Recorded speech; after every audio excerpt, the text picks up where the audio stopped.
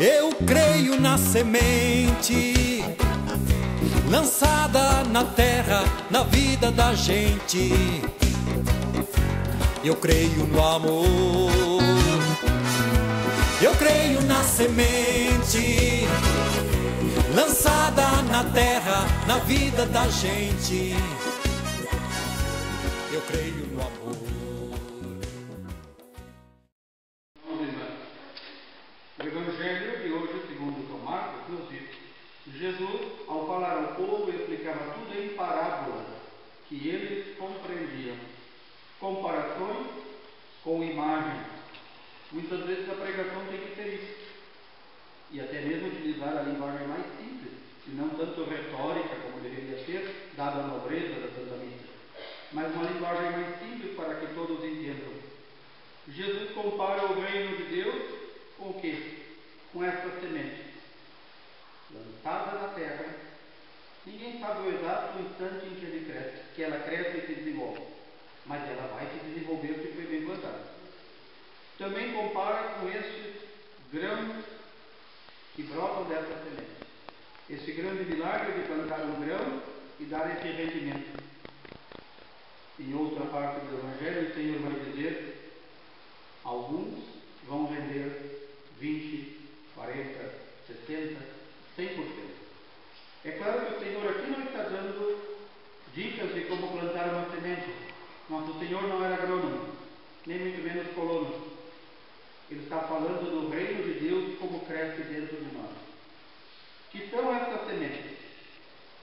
As sementes são todos os dons e graças que já recebemos desde o nosso primeiro instante do nosso nascimento. E essas sementes nós devemos, assim como a parábola dos talentos, aquela moeda do tempo de Jesus, que alguns fizeram render e o outro enterrou. Que temos feito dos talentos que recebemos? Que temos feito das graças, dos favores, dos dons e aptidões que Deus nos deu? Temos enterrado ou temos feito dar rendimento?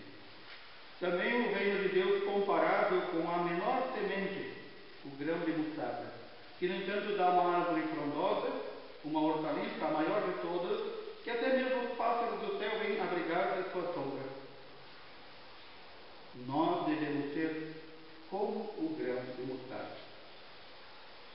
Notem que o Senhor não pede uma grande fé, nem uma fé que produza muito, mas uma fé pequenina que seja, mas que produza algo. É sobre este critério, esse é um dos critérios que o Senhor vai nos julgar. Nós ouvimos também São Paulo falando aos Coríntios, é uma continuação da leitura do domingo passado. Nós somos peregrinos nesta terra. Ai de quem ainda não se deu conta disso.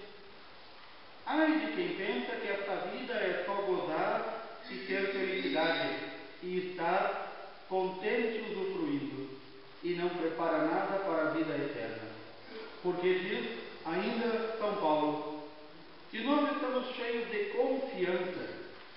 Confiança, fé, são sinônimos na palavra de Deus. Ter fé é ter confiança em Deus, não em nós. Se nós temos confiança no Senhor, nós, claramente, preferimos deixar este corpo para ir morar junto ao Senhor. Era o que São Paulo dizia ao final da sua vida. Dizia: eu permaneço aqui por causa de vocês, porque por mim já teria ido. E os primeiros cristãos não entendiam o que São Paulo dizia. Por causa de Cristo, considero tudo no mundo como lixo. Ou, como diz bem no texto original, como estrume. Tudo no mundo é estrume diante do reino de Deus. Tudo, todas as alegrias, tristezas, sofrimentos, conquistas, tudo é estrume diante do reino de Deus.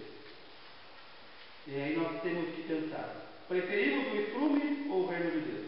Preferimos a vida eterna ou preferimos essa vida que é passageira? De São Paulo, todos nós vamos comparecer às claras diante de Deus. Ninguém vai escapar disso. Às claras significa: eu vou me mostrar como eu sou diante de Deus e não como eu represento aos outros. Vou me mostrar às claras. No nosso juízo particular será assim. No juízo universal nós vamos ter que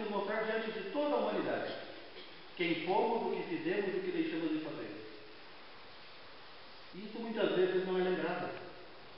Pensa-se que o juízo é algo só entre o ser humano, o homem e a mulher e Deus. O juízo particular, sim.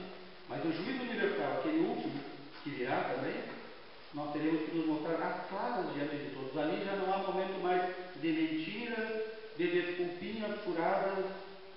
Eu fiquei esses dias meditando sobre esses textos de São Paulo e pensei, quantos e quantos e quantos são batizados diariamente pelo mundo? Quantos não vivem a sua fé? O que vão dizer no dia do juízo? Ah, não sabia que tinha missa no domingo. Ah, chegou parente lá em casa. Se nada disso vai valer diante de Deus, meu irmão. Ah, eu passei a noite em festa e amanhã tive que dormir o dia inteiro. Nada disso vai valer. Desculpas furadas e esfarrapadas. O Senhor vai dizer, eu te dei todas as graças. Te dei um rico manancial de fonte, jorrando, que prometia essa água viva que jorra dentro de ti, e tu preferiste o lixo do mundo. E aí nós ficamos pensando, como nós somos pobres, como nós somos miseráveis se dependemos de nós mesmos, porque a nossa tendência é como o porco chafurdar no lixo. Aí vem a grande promessa do Senhor, já lá no Antigo Testamento, com o profeta Ezequiel. O Senhor diz, eu mesmo tirarei um galho, arrancarei um broto deste cedro, dessa grande árvore. Aqui o cedro é comparado à humanidade. Vou tirar alguns brotinhos, vou tirar alguns raminhos e vou plantá-los lá no alto monte elevado. Vou plantá-los no alto monte de Israel. Significa que de todos nós, o Senhor, que deu graças iguais para todos nós, alguns Ele vai arrancar como se fossem brotinhos e vai colocar no seu monte santo. Esse é um texto do Antigo Testamento, do profeta Ezequiel. O Monte Santo é o que muitas vezes ouvimos falar, Sião, o Monte Sião, que é em Jerusalém. Significa que o Senhor vai como um hábil cultivador tirar alguns ramos. Aqueles ramos que brotaram, claro, são ramos, são brotos, que estão dando algum fruto, e vai plantá-lo na sua casa. Vai levar para viver com ele. Diz mais ainda, esse ramo, esse broto, vai produzir folhagem, dará frutos e se tornará um cedro majestoso. Debaixo dele pousarão todos os pássaros. À sombra de suas ramagens, as aves farão ninhos. Mas aí o Senhor diz, eu sou aquele Senhor que abaixa a árvore alta, ou seja, derrubo o soberbo e orgulhoso, elevo a árvore baixa, coloco lá no alto do monte junto comigo, elevo aquele brotinho que diz, o que é um brotinho? O que é um raminho? Pois é esse que o Senhor vai elevar. São os humildes.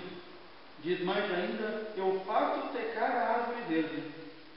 O Senhor dizendo de si mesmo, e faço brotar a árvore seca. São Paulo vai entender isso de outra forma e vai expressar de outra forma. Muitos anos depois, muitos séculos depois, quando diz, quem está de pé, cuide que não caia. Por quê? A gente vê muita gente que diz assim, eu tenho uma intimidade com Deus, eu e Deus somos assim. Eu converso todo dia com Deus. Muito bem, não faz mais que a sua obrigação. Mas em que fruto tu tem rendido? Ou a tua fé é só para ti? Isso não é fé, é um narcisismo. Ou seja, eu me amo a mim mesmo e acho que Deus ainda tem obrigações para comigo. E há muito, especialmente nos dias de hoje, cristãos que pensam que a sua fé é para si. Não, a fé é como algo comunicante. Eu tenho que expandi-la, comunicar. Como é que eu faço isso? Alguns fazem pela pregação, outros fazem por grandes obras, outros, e a todos nós é pedido isso, façamos pela nossa vida. Vivendo uma vida de cristão a 100%, os outros já verão que nós somos diferentes. Que nós não somos deste mundo, que nós não gostamos de chafurdar na lama, na sujeira, e muito menos preferimos o estrume ao reino de Deus. já um convite do Senhor para repensarmos nossa vida.